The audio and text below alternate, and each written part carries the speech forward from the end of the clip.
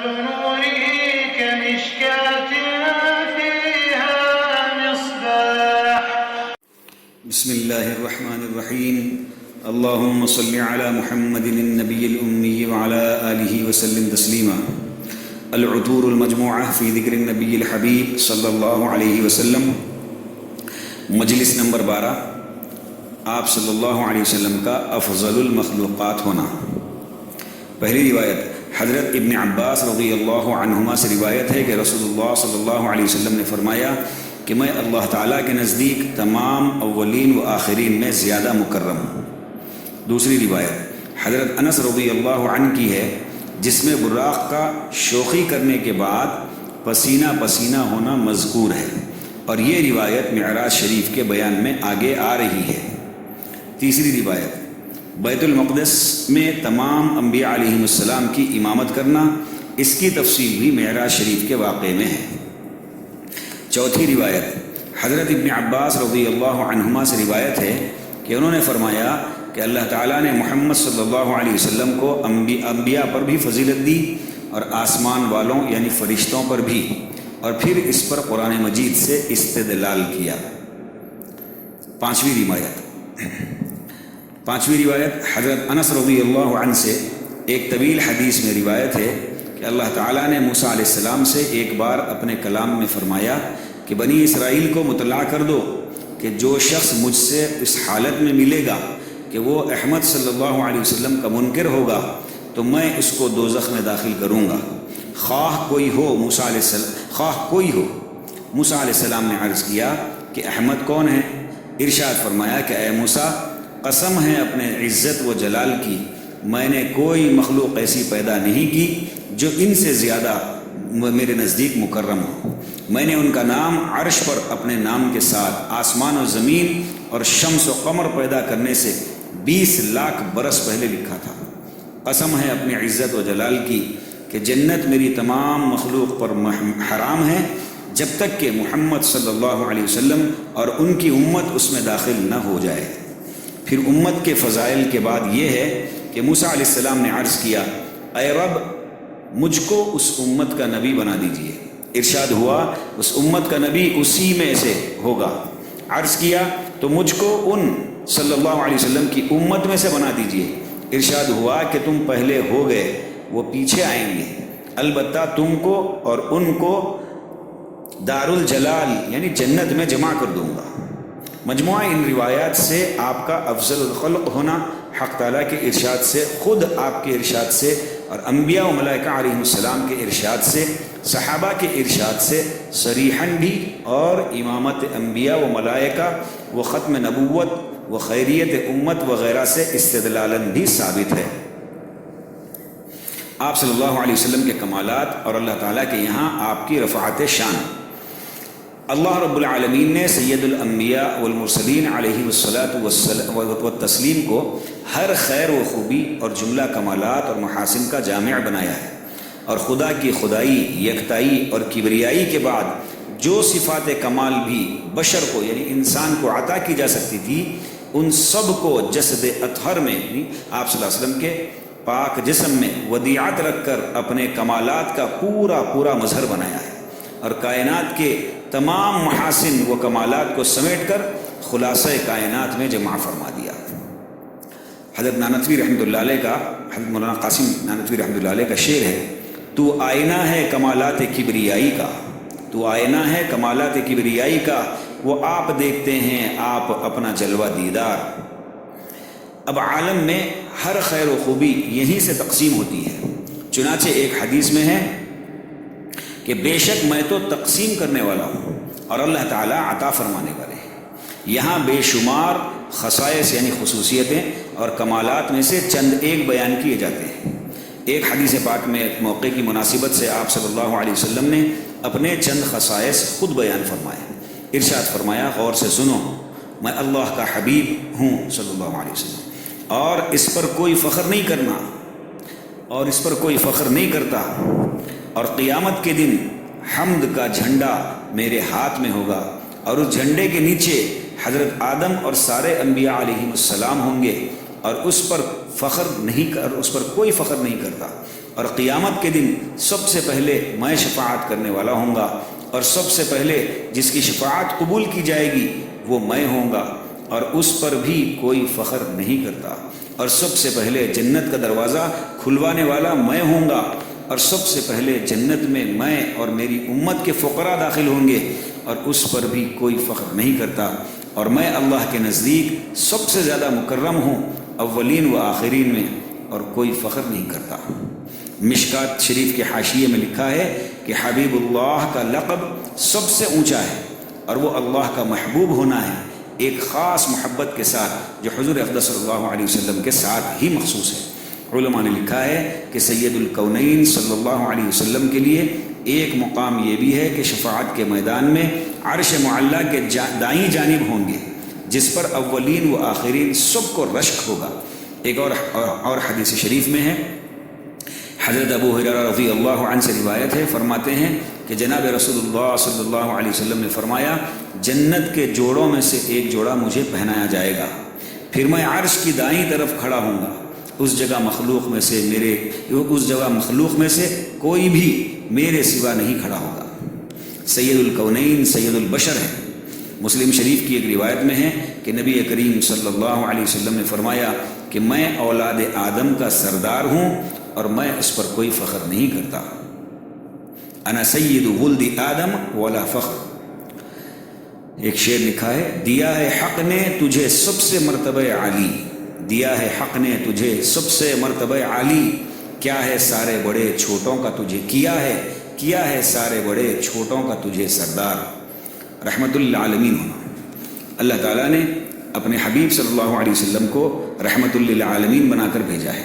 اس رحمت عامہ میں مومن، کافر اور ساری مخلوق شامل ہیں، اور مومنین کے لیے خاص طور پر رؤوف و رحیم بنایا ہے۔ خالق کائنات کا ارشاد ہے، وما ارسلناک الا رحمت للعالمین۔ عالمین عالم کی جمع ہے، جس میں ساری مخلوقات، انسان، جن، حیوانات، جمادات سبھی داخل ہیں۔ رسول اللہ صلی اللہ علیہ وسلم کا ان سب چیزوں کے لیے رحمت ہونا اس طرح ہے کہ تمام کائنات کی حقیقی روح اللہ کا ذکر اور اس کی عبادت ہے۔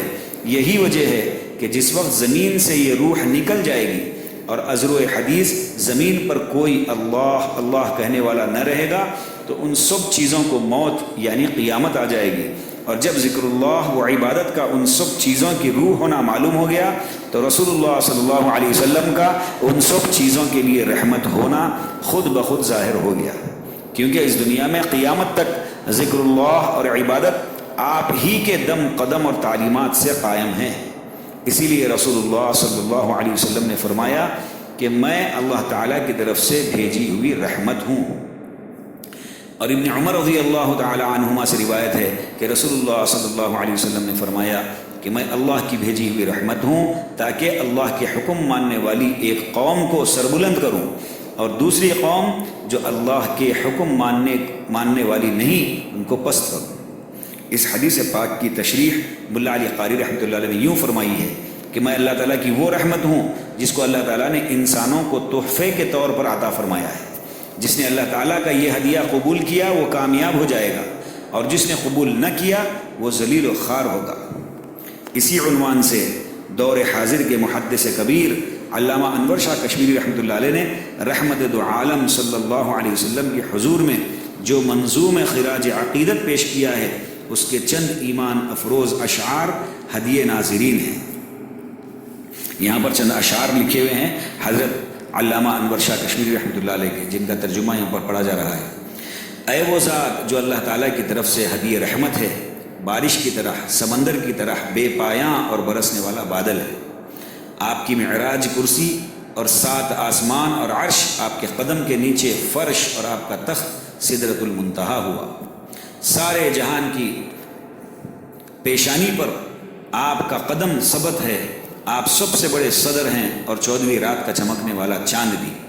آپ خاتم المرسلین ہیں، آپ خاتم الرسل ہیں، ہدایت کے ستارے ہیں، ہدایت کی صبح ہیں۔ حق یہ ہے کہ آپ نذیر بھی ہیں اور بشیر بھی ہیں۔ حضرت آدم علیہ السلام اور ان کی سب اولاد قیامت کے دن آپ کے جھنڈے کے تلے ہوں گے۔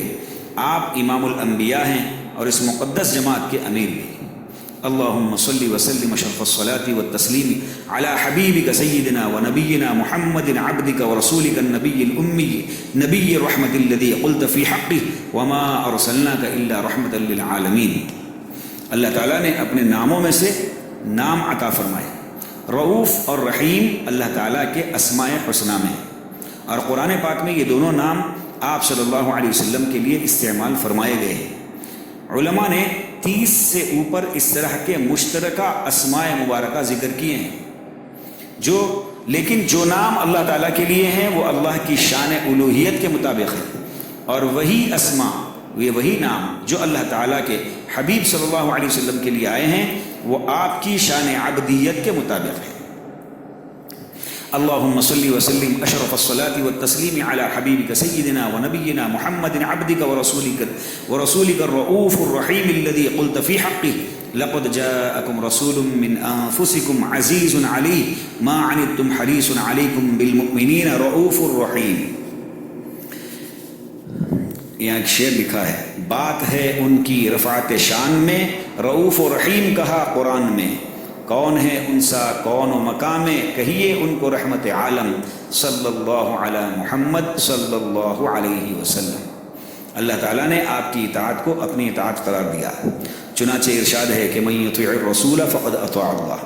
حضرت عمر رضی اللہ تعالی عنہ حضور اقدس صلی اللہ علیہ وسلم کو خطاب کرتے ہوئے فرماتے ہیں، یا رسول اللہ صلی اللہ علیہ وسلم، میرے ماں باپ آپ پر قربان، آپ کا عالی مرتبہ اللہ تعالیٰ کے نزدیک اس قدر اونچا ہوا کہ آپ کی اطاعت کو اپنی اطاعت قرار دیا.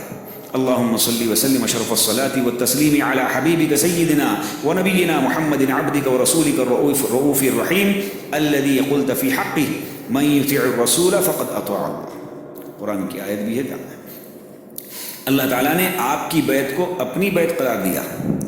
ارشاد باری تعالیٰ ہے قرآن پاک میں، ان الذین یبایعونک انما یبایعون اللہ، یعنی بے شک جو لوگ آپ صلی اللہ علیہ وسلم سے بیعت کرتے ہیں وہ حقیقت میں اللہ تعالیٰ سے بیعت کرتے ہیں. اللهم صل وسلم اشرف الصلاة والتسلیم علی حبیبک سیدنا ونبینا محمد عبدک ورسولک الذی جعلت مبایعته عین مبایعتک حیث قلت فی حقه ان الذین یبایعونک انما یبایعون اللہ ید اللہ فوق ایدیہم. اللہ نے اپنے ساتھ اپنے رسول پر ایمان لانا لازم قرار دیا. قرآن پاک میں ارشاد ہے، یا ایہا الذین آمنوا آمنوا باللہ ورسولہ، یعنی اے ایمان والو یقین لاؤ اللہ پر اور اس کے رسول پر. اللہم صل وسلم اشرف الصلاة والتسلیم علی حبیبک سیدنا ونبینا محمد عبدک ورسولک الذی جعلت الایمان به مقرونا بالایمان بک حیث قلت فی حقہ یا ایہا الذین آمنوا آمنوا باللہ ورسولہ. آپ کا اتباع اللہ کی محبت کی علامت ہے. اللہ تعالیٰ نے آپ صلی اللہ علیہ وسلم کے اتباع کو اپنی محبت کی علامت قرار دیا، اور متبع کے لیے یعنی جو آپ صلی اللہ علیہ وسلم کی اتباع کرے اس کے لیے اپنے محبوب اور محب ہونے کا موجب قرار دیا، یعنی واجب ہونا قرار دیا، اور اس کے گناہوں کے معاف کر دینے کا اعلان فرما دیا. ارشاد ہے، یقول ان کنتم تحبون اللہ فاتبعونی یحببکم اللہ، یعنی اے محمد صلی اللہ علیہ وسلم اپنی امت سے کہہ دیجئے کہ اگر تم اللہ تعالیٰ سے محبت رکھتے ہو تو میرا اتباع کرو، اللہ جل شانہ تمہیں محبوب بنا لے گا اور تمہارے گناہ بخش دے گا، اور اللہ تعالیٰ غفور و رحیم ہے. ان کا تتبع ہے وہ سعادت جس میں ہے اللہ کی چاہت، کیوں نہ کریں پھر ان کی اطاعت وہ جو ہیں داعی اسلم تسلم صلی اللہ علی محمد صلی اللہ علیہ وسلم. اللہ تعالیٰ کے نزدیک آپ کا علو شان. آپ صلی اللہ علیہ وسلم اگرچہ زمانے کے اعتبار سے آخر میں آئے، لیکن انبیاء علیہ السلام کی میثاق میں آپ کو سب سے پہلے ذکر کیا گیا، اور تمام انبیاء علیہ السلام سے آپ صلی اللہ علیہ وسلم کی نبوت اور رسالت کی تصدیق کا عہد لیا گیا. چنانچہ قرآن پاک میں ارشاد ہے، وَإِذْ أَخَذْنَا مِنَ النَّبِيِّينَ مِيثَاقَهُمْ وَمِنْكَ وَمِن نُوحٍ وَإِبْرَاهِيمَ. اور ارشاد باری تعالیٰ ہے، وَإِذْ أَخَذَ اللَّهُ مِيثَاقَ النَّبِيِّينَ لَمَا آتَيْتُكُم مِّن كِتَابٍ وَحِكْمَةٍ. علامہ تقی الدین رحمۃ اللہ علیہ فرماتے ہیں کہ آیت کریمہ میں رسول اللہ صلی اللہ علیہ وسلم کی جو کچھ عظمت اور قدر و منزلت بیان کی گئی ہے وہ عیاں ہیں، یعنی صاف ہے، اور اس میں بتایا گیا ہے کہ اگر رسول اللہ صلی اللہ علیہ وسلم تمہارے زمانے میں مبعوث ہوں تو وہ تمہارے لیے بھی اللہ کے رسول ہیں، بس آپ صلی اللہ علیہ وسلم کی رسالت اور نبوت حضرت آدم علیہ السلام سے لے کر آخر قیامت تک تمام مخلوق کے لیے عام ہو گئی، اور تمام انبیاء سابقین اور ان کی امتیں آپ کی امت میں شامل ہو گئی۔ اللہ اکبر۔ چنانچہ ارشاد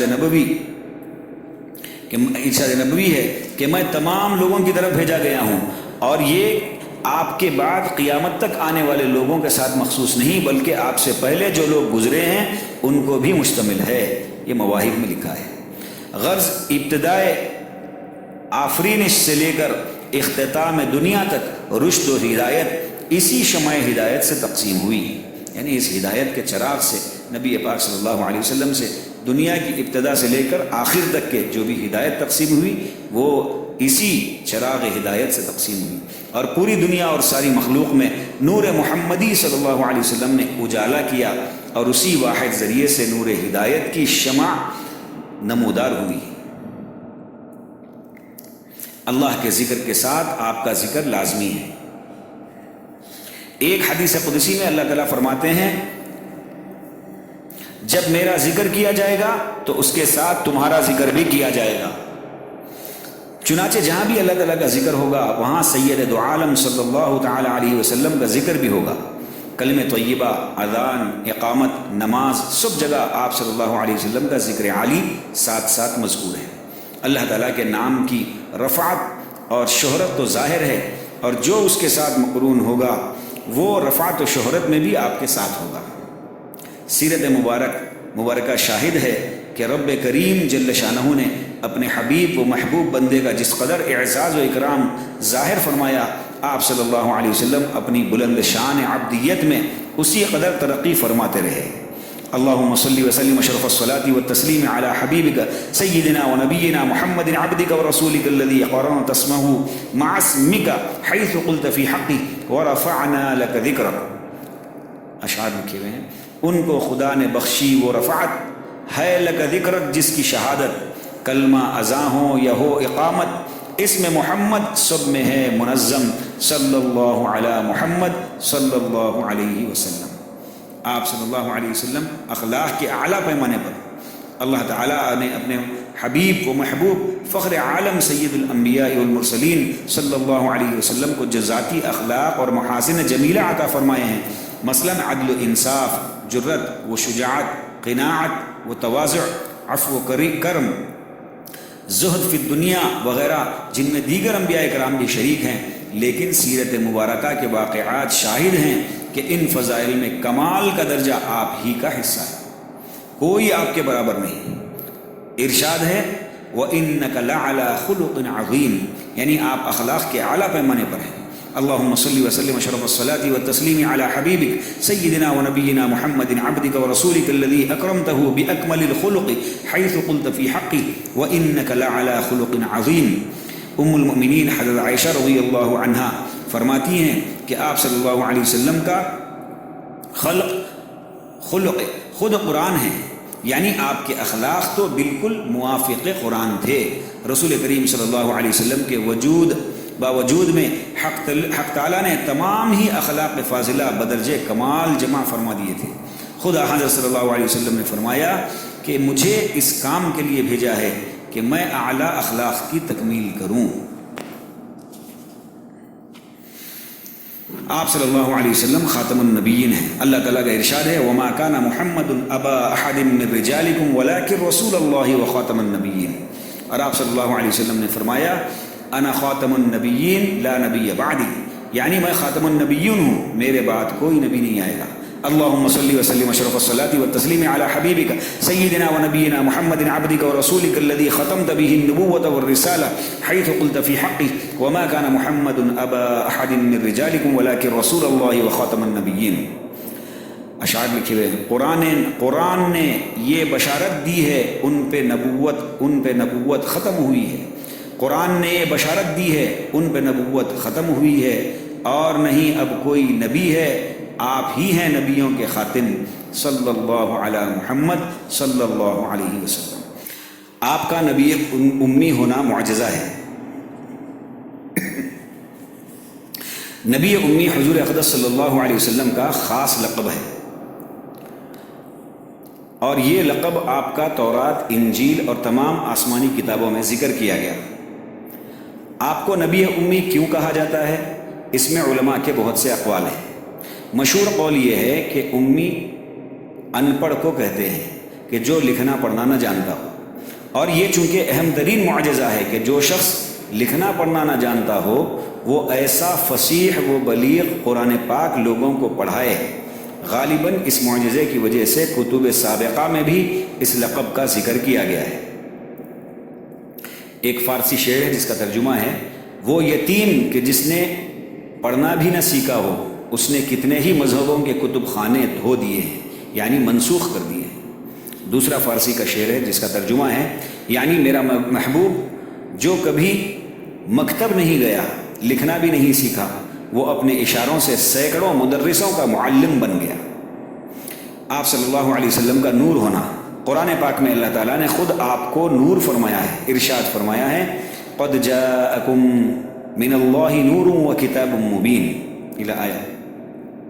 اللهم صل وسلم اشرف الصلاة والتسلیم علی حبیبک سیدنا ونبینا محمد عبدک ورسولک الذی جعلته نورا حیث قلت قد جاءکم من اللہ نور و کتاب مبین۔ اللہ تعالیٰ اور فرشتوں کا آپ پر ہمیشہ درود بھیجنا۔ اللہ تعالیٰ کا ارشاد ہے کہ ان اللہ وملائکتہ یصلون علی النبی، بے شک اللہ تعالیٰ اور اس کے فرشتے رحمت بھیجتے ہیں ان پیغمبر صلی اللہ علیہ وسلم پر۔ عربی دان حضرات جانتے ہیں کہ آیت شریفہ کے لفظ ان کے ساتھ شروع فرمایا ہے، آیت شریفہ کو لفظ ان کے ساتھ شروع فرمایا ہے جو نہایت تاکید پر دلالت کرتا ہے، اور صیغہ مضارع کے ساتھ ذکر فرمایا جو استمرار اور دوام پر دلالت کرتا ہے، یعنی یہ قطعی چیز ہے کہ اللہ اور اس کے فرشتے ہمیشہ درود بھیجتے رہتے ہیں نبی کریم صلی اللہ علیہ وسلم پر۔ بہت اہم بات ہے کہ علماء نے یہاں پر لکھا ہے کہ انا کا مطلب یہ ہے کہ یہ اس بات پر دلالت کرتا ہے کہ اس کو دوام ہے، یعنی یہ ہمیشہ کی چیز ہے۔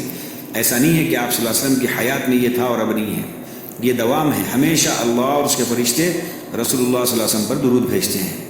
صاحب روح البیان لکھتے ہیں کہ بعض علماء نے لکھا ہے کہ اللہ کے درود بھیجنے کا مطلب حضور اقدس صلی اللہ علیہ وسلم کو مقام محمود تک پہنچانا ہے، اور وہ مقام شفاعت ہے، اور ملائکہ کے درود کا مطلب ان کی دعا کرنا ہے حضور اقدس صلی اللہ علیہ وسلم کی زیادتی مرتبے کے لیے، اور حضور صلی اللہ علیہ وسلم کی امت کے لیے استغفار کرنا ہے، اور مومنین کے درود کا مطلب حضور صلی اللہ علیہ وسلم کا اتباع، اور حضور صلی اللہ علیہ وسلم کے ساتھ محبت، اور حضور صلی اللہ علیہ وسلم کے اوصاف جمیلہ کا تذکرہ اور تعریف ہے۔ کتنا بہترین انداز میں یہاں پر سمجھا دیا گیا کہ اللہ کے درود کا مطلب نبی پاک صلی اللہ علیہ وسلم کو مقام محمود تک پہنچانا، اور وہ مقام محمود مقام شفاعت ہے، اور ملائکہ کے درود کا مطلب یہ ہے کہ ان کا دعا کرنا حضور پاک صلی اللہ علیہ وسلم کی زیادتی مرتبے کے لیے، اور حضور صلی اللہ علیہ وسلم کی امت کے لیے استغفار کرنا ہے، اور مومنین کے درود کا مطلب یہ ہے کہ حضور صلی اللہ علیہ وسلم کا اتباع، حضور صلی اللہ علیہ وسلم کے محبت کے ساتھ محبت، اور آپ صلی اللہ علیہ وسلم کے اوصاف جمیلہ کا تذکرہ اور تعریف ہے۔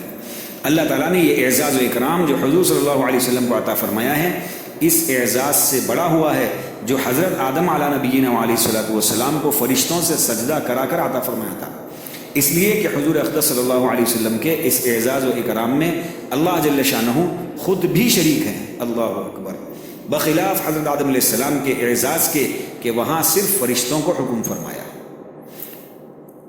یہاں پر ایک عربی شعر ہے، یعنی آپ صلی اللہ علیہ وسلم پر تو خود اللہ جل جلالہ درود بھیجتے ہیں، اس سے آپ صلی اللہ علیہ وسلم کا شرف و کمال تمام جہان والوں پر ظاہر ہوتا ہے۔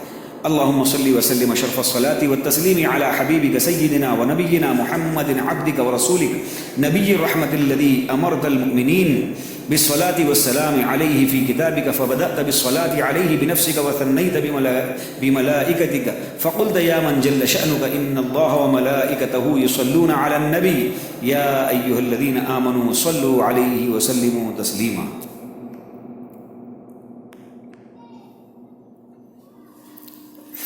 آپ سب سے اول شافع و مشفع ہوں گے۔ اللہ جل شانہ کے حبیب شافع محشر صلی اللہ علیہ وسلم اللہ تعالیٰ کی اجازت سے شفاعت فرمائیں گے، جو کہ کئی دفعہ اور کئی قسم کی ہوگی، جن میں اول بڑی شفاعت ہے جو تمام بنی آدم کے لیے ہوگی۔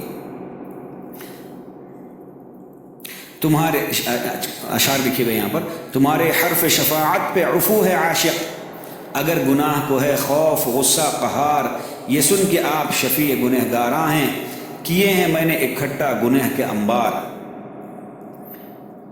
یعنی اس شعر میں ایک یقینی بات یہ بتائی جا رہی کہ اگر میں گناہ اکٹھا بھی کر کے لاؤں تو پھر وہاں پر آپ صلی اللہ علیہ وسلم کی جو شفاعت ہے انشاءاللہ وہ شفاعت مجھے اس شفاعت کے ذریعے سے میرے گناہ جو ہے معاف ہو جائیں گے۔ اللہم صلی وسلم اشرف الصلاۃ والتسلیم علی حبیبک سیدنا ونبینا محمد عبدک ورسولک الذی هو اول شافع واول مشفع حیث قال عن نفسه انا اول شافع ومشفع۔ حوض کوثر عطا فرمانے کی بشارت۔ ایک حدیث میں آپ صلی اللہ علیہ وسلم نے حوض کوثر کے متعلق فرمایا کہ وہ ایک نہر جنت ہے جس کا میرے رب نے مجھ سے وعدہ فرمایا ہے، جس میں خیر کثیر ہے۔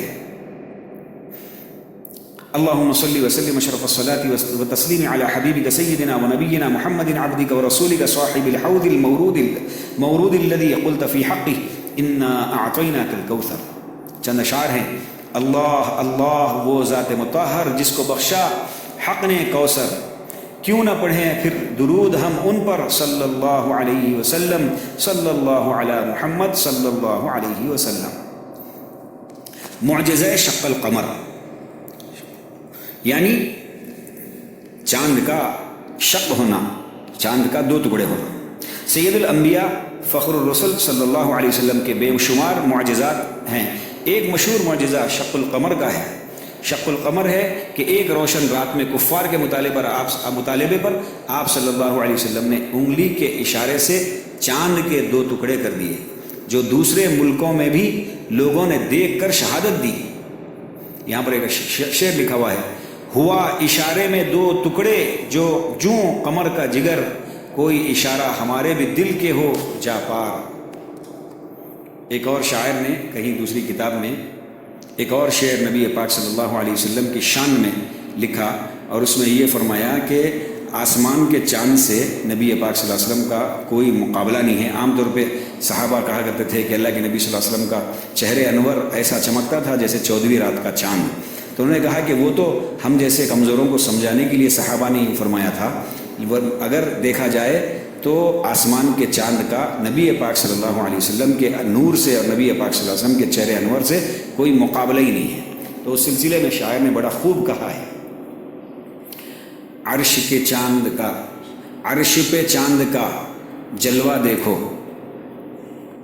وہ شعر کی تصحیح کر کے پڑھ رہا ہوں۔ شعر یوں ہے کہ عرش پہ چاند چمکتا دیکھا، عرش پہ چاند چمکتا دیکھا، فرش کے چاند کا جلوہ دیکھو۔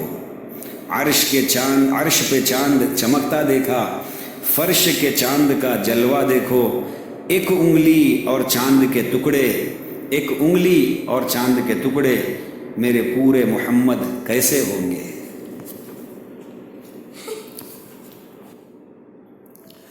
اللہم صلی وسلم اشرف الصلاۃ والتسلیم علی حبیبک سیدنا ونبینا محمد عبدک ورسولک الذی شق القمر باشارۃ۔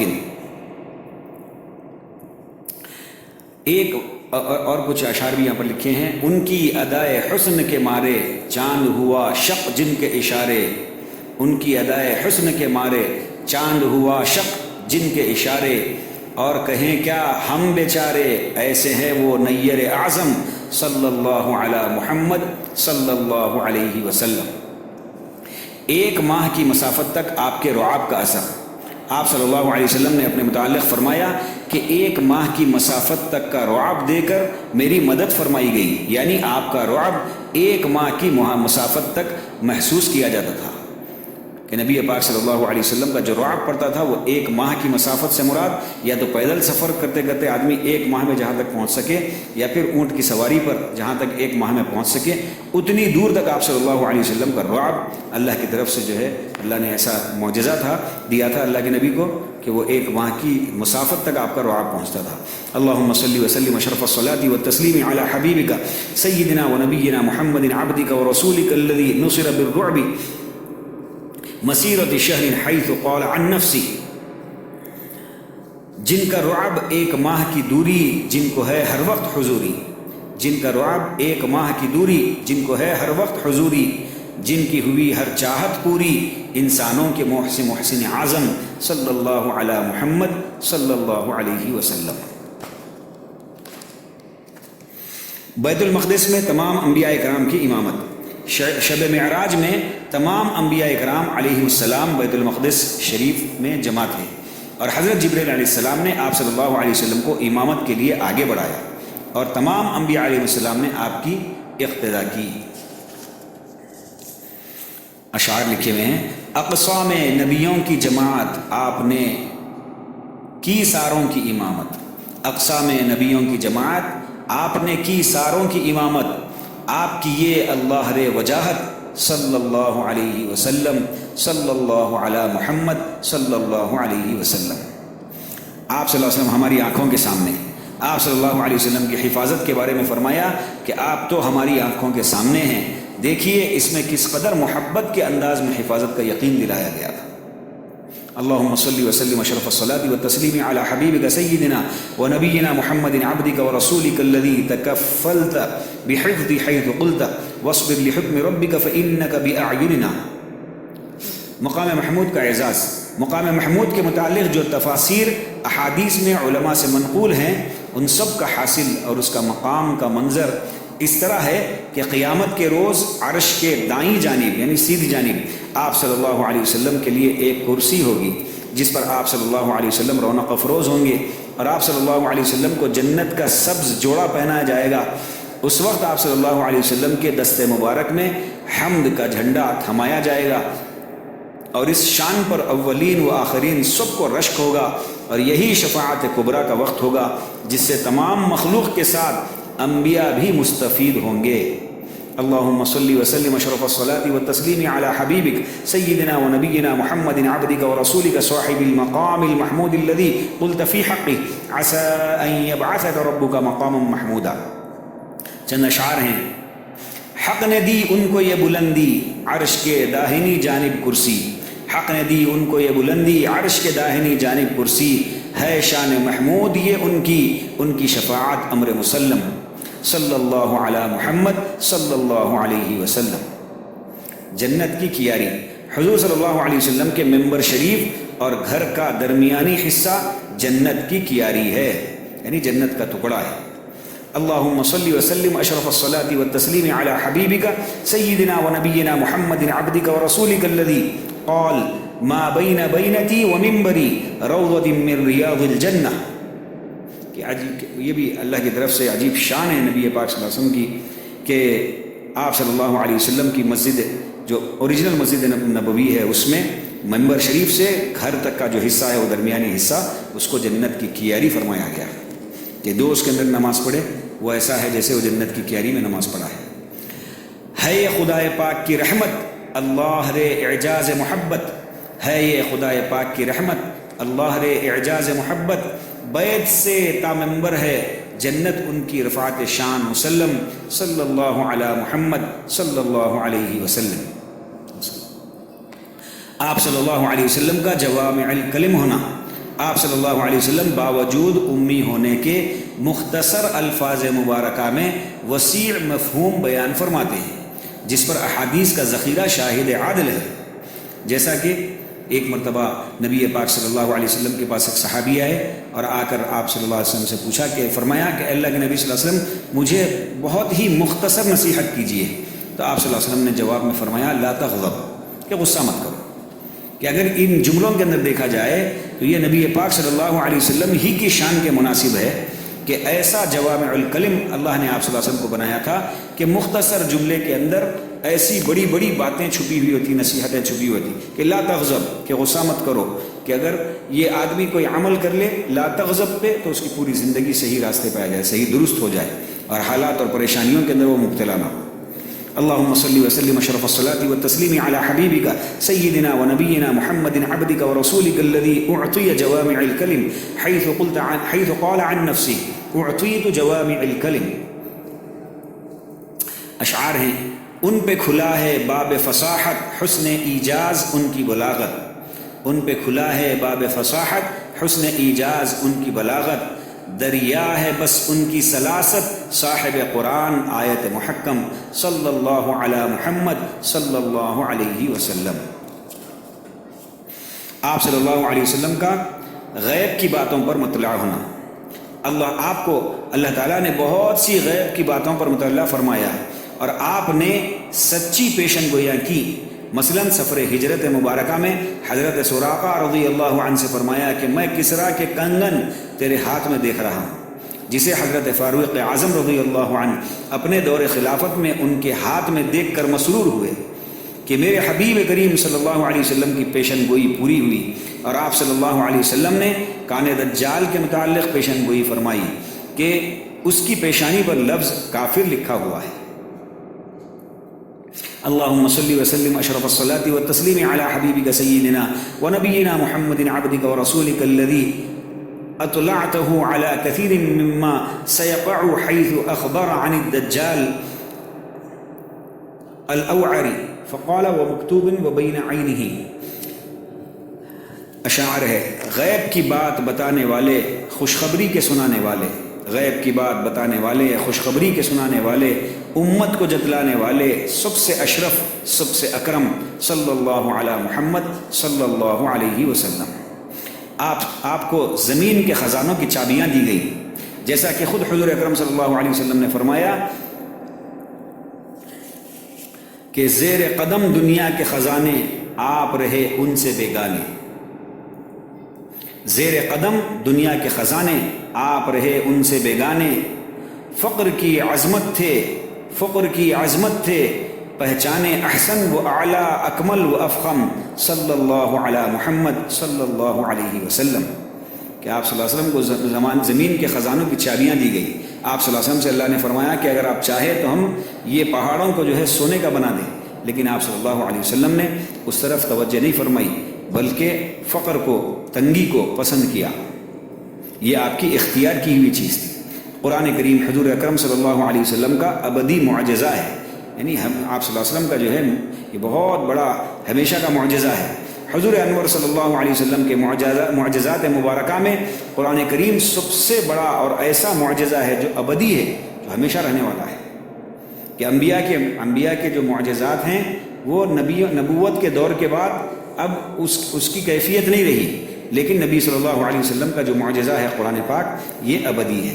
اللہم صلی وسلم اشرف الصلاة والتسلیم علی حبیبک سیدنا ونبینا محمد عبدک ورسولک الذی انزل علیہ القرآن معجزۃ ابدیۃ الی یوم الدین۔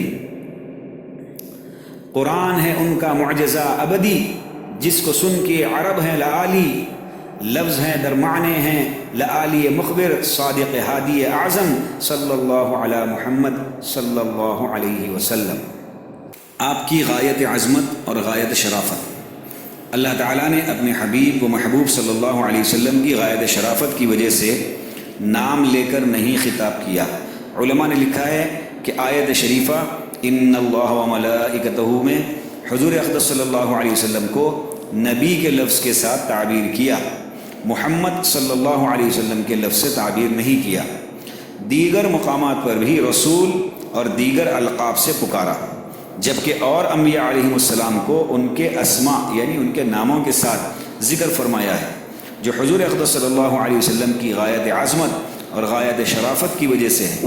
اور ایک جگہ جب حضور اکرم صلی اللہ علیہ وسلم کا ذکر حضرت ابراہیم علی نبینا علیہ الصلاۃ والسلام کے ساتھ آیا تو ان کو تو ان کے نام کے ساتھ ذکر کیا، اور آپ صلی اللہ علیہ وسلم کو نبی کے لفظ کے ساتھ، جیسا کہ ان اول الناس بابراہیم الذین اتبعوہ وہذا النبی میں ہے۔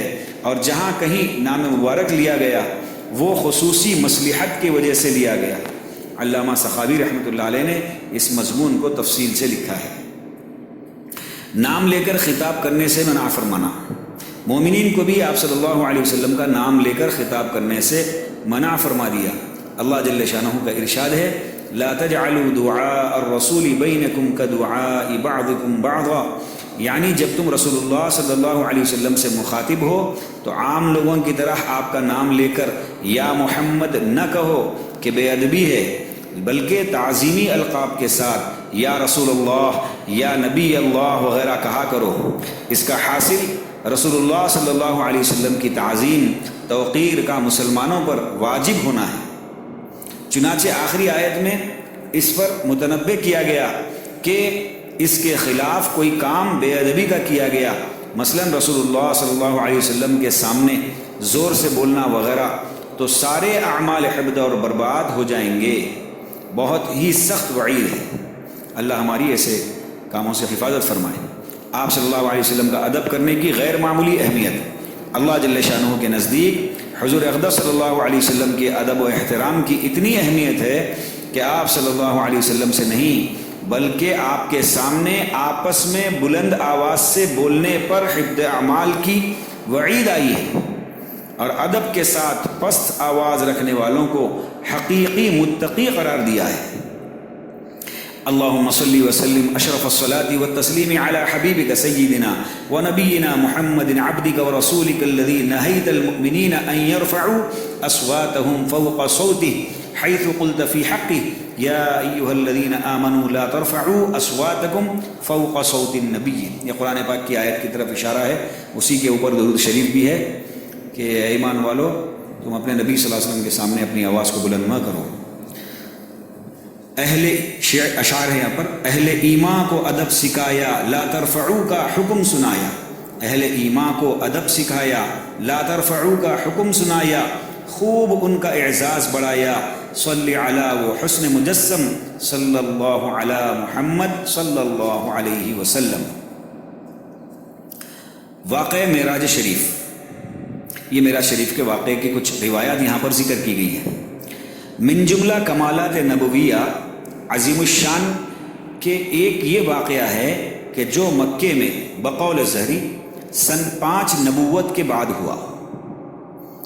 کذا قال نووی، جس کے راوی اتنے ہیں، یعنی نووی رحمۃ اللہ علیہ نے جس کو روایت کیا ہے کہ اس واقعے معراج کے روایت کرنے والے یہ اتنے صحابہ ہیں جن کے یہاں پر نام دیے گئے: حضرت عمر، حضرت علی، حضرت ابن مسعود، حضرت ابن عباس، حضرت ابن عمر، حضرت ابن عمر، حضرت ابی بن کعب، حضرت ابو ہریرہ، حضرت انس، حضرت جابر، حضرت بریدہ، حضرت سمرہ بن جندب، حضرت حذیفہ بن الیمان، حضرت شداد بن اوس، حضرت صہیب، حضرت مالک بن صعمعہ، حضرت ابی امامہ، حضرت ابو ایوب، حضرت ابو حبہ، حضرت ابو ذر، حضرت ابو سعید خدری، حضرت ابو سفیان بن حرب رضی اللہ تعالی عنہ اجمعین مردوں میں سے، اور حضرت عائشہ، حضرت اسماء بنت ابی بکر، حضرت ام ہانی، حضرت ام سلمہ رضی اللہ تعالی عنہم اجمعین عورتوں میں سے، اور ان کے سوا اور بھی ہیں۔ چنانچہ 22 مرد صحابہ کے نام یہاں پر لیے گئے ہیں، اور تقریباً 3 صحابیات کے نام یہاں پر ذکر کیے گئے ہیں، اس کے علاوہ اور بھی ہیں۔ اس عظیم الشان واقعے کے متعلق قرآن پاک میں ہے: سبحان الذی اسری بعبدہ لیلا من المسجد الحرام الی المسجد الاقصی الذی بارکنا حولہ لنریہ من آیاتنا، الذی بارکنا حولہ لنریہ من آیاتنا انہ هو السمیع البصیر۔ ترجمہ: پاک ذات ہے وہ جو لے گیا اپنے بندے کو راتوں رات مسجد حرام سے مسجد اقصیٰ تک، جس کو گھیر رکھا ہے ہماری برکت نے، تاکہ دکھلائیں اس کو کچھ اپنی قدرت کے نمونے، وہی ہے سننے والا اور دیکھنے والا۔ معراج شریف کے واقعے کی تفصیل بہت طویل ہے، جو کہ مشہور، خاص و عام ہے۔ اختصار کے پیش نظر یہاں درج نہیں کی جاتی، یعنی مختصر کرنے کی وجہ سے یہاں پر پوری تفصیلات درج نہیں کی جا رہی، لیکن اس کی اہمیت میں قاضی عیاض رحمۃ اللہ علیہ فرماتے ہیں کہ حضور اقدس صلی اللہ علیہ وسلم کے فضائل میں معراج کی کرامت، معجزہ بہت ہی اہمیت رکھتی ہے اور بہت سے فضائل کو شامل ہے۔ مثلا اللہ جل شانہ سے سرگوشی، اللہ تعالیٰ یعنی آپ صلی اللہ علیہ وسلم کا اللہ تعالیٰ سے بات کرنا، اللہ تعالیٰ شانہ کی زیارت، انبیاء کرام کی امامت، اور سدرۃ المنتہا تک تشریف بری۔ لقد رأى من آیات ربہ الکبریٰ، کہ اس جگہ اللہ جل شانہ کی بڑی بڑی نشانیوں کی سیر۔ یہ معراج کا قصہ حضور اقدس صلی اللہ علیہ وسلم کی خصوصیات میں سے ہے، اور اس قصے میں جتنے درجات رفیعہ جن پر قرآن پاک اور احادیث صحیحہ میں روشنی ڈالی گئی ہے، یہ سب حضور اقدس صلی اللہ علیہ وسلم کی خصوصیات ہیں۔ چند اشعار یہاں پر ہیں. خدا کے طالب دیدار حضرت موسیٰ، خدا کے طالب دیدار حضرت موسیٰ، تمہارا لیجئے خدا آپ طالب دیدار. کہاں بلندی طور اور کہاں تیری معراج، کہیں ہوئے ہیں زمین آسمان بھی ہموار. کہیں ہوئے ہیں زمین آسمان بھی ہموار. اس سلسلے میں 2 روایتوں پر اکتفا کیا جاتا ہے. روایت حضرت انس رضی اللہ عنہ سے روایت ہے کہ رسول اللہ صلی اللہ علیہ وسلم کے پاس شب معراج میں براق حاضر کیا گیا تو وہ سوار ہونے کے وقت شوخی کرنے لگا. حضرت جبریل علیہ السلام نے فرمایا کہ تو محمد صلی اللہ علیہ وسلم کے ساتھ ایسا کرتا ہے؟ تجھ پر تو ایسا کوئی شخص سوار ہی نہیں ہوا ہے جو ان سے زیادہ اللہ تعالیٰ کے نزدیک مکرم ہو. پس وہ شرم سے پسینہ پسینہ ہو گیا. دوسری روایت امام احمد نے حضرت ابن عباس رضی اللہ عنہما سے روایت کیا ہے کہ جب آپ صلی اللہ علیہ وسلم شب معراج میں بیت المقدس میں تشریف لائے، نماز پڑھنے کھڑے ہوئے تو تمام انبیاء آپ کے ہمراہ مقتدی ہو کر، جیسا کہ مسلم شریف میں ابن مسعود رضی اللہ عنہ کی روایت میں حضور صلی اللہ علیہ وسلم کا ارشاد ہے کہ نماز پڑھنے لگے. اور ابو سعید کی روایت میں ہے کہ بیت المقدس میں داخل ہو کر فرشتوں کے ساتھ نماز ادا کی، یعنی فرشتے بھی مقتدی تھے. پھر انبیاء علیہ السلام کی ارواح سے ملاقات ہوئی اور سب نے حق تعالیٰ کی ثنا کے بعد اپنے اپنے فضائل بیان کیے. جب حضور صلی اللہ علیہ وسلم کے خطبے کی نوبت آئی جس میں آپ نے اپنا رحمت للعالمین ہونا اور مبعوث الی کافۃ الناس ہونا اور اپنی امت کا خیر الامم و امت وسط ہونا اور اپنا خاتم النبیین ہونا بھی بیان فرمایا، اس کو سن کر ابراہیم علیہ السلام نے سب انبیاء علیہ السلام کو خطاب کر کے فرمایا کہ بہذا فضلکم محمد، یعنی انہی ہی فضائل سے محمد تم سب سے بڑھ گئے. اور ابراہیم علیہ السلام کا یہ ارشاد بزار اور حاکم نے بھی حضرت ابو ہریرہ رضی اللہ عنہ سے روایت کیا ہے. یہاں چند اشعار لکھے ہوئے ہیں. وہ چلے براق پہ جس گھڑی تو زمین کے بعد ہوا میں تھے، وہ چلے براق پہ جس گھڑی تو زمین کے بعد ہوا میں تھے، رہی پیچھے تھک کے ہوا ادھر تو ہوا سے بڑھ کے فضا میں تھے، ہوئی دم زدن میں فضا بھی طے تو فضا سے بڑھ کے سما میں تھے، کشش اور بڑھ گئی عشق کی تو سما سے قرب خدا میں تھے، تو ملک پکارے کہ مصطفیٰ بلغ العلا بکمالہ. اور آگے اشعار ہیں.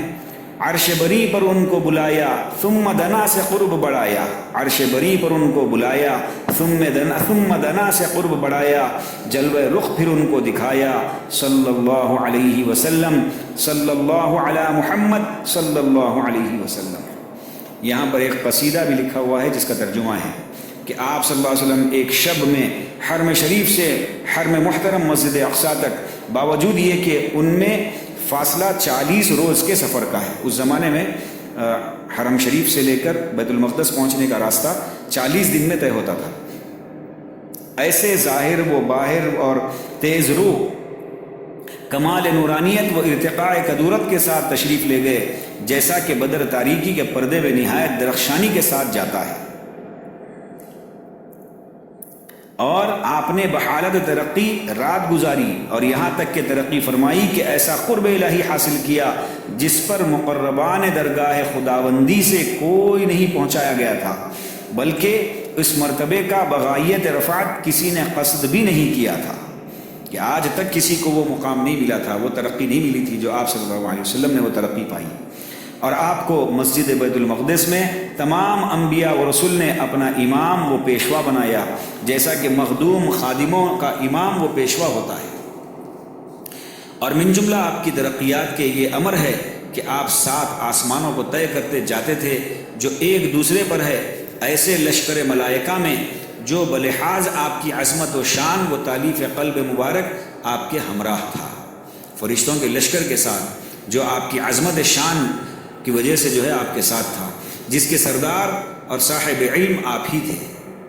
آپ رتبے عالی کی طرف برابر ترقی کرتے رہے اور آسمانوں کو برابر طے کرتے رہے، یہاں تک کہ جب آگے بڑھنے والے کی قرب و منزلت کی نہایت نہ رہی اور کسی طالب رفعت کے واسطے کوئی موقع ترقی کا نہ رہا، تو جس وقت آپ کی ترقیات نہایت درجے کو پہنچ گئی تو آپ نے ہر مقام انبیاء کو یا ہر صاحب مقام کو بنسبت اپنے مرتبے کے جو خداوند تعالیٰ سے عنایت ہوا پست کر دیا، جبکہ آپ ادنو کہہ کر واسطے ترقی مرتبے کے مثل یکتا اور نامور شخص کے پکارے گئے۔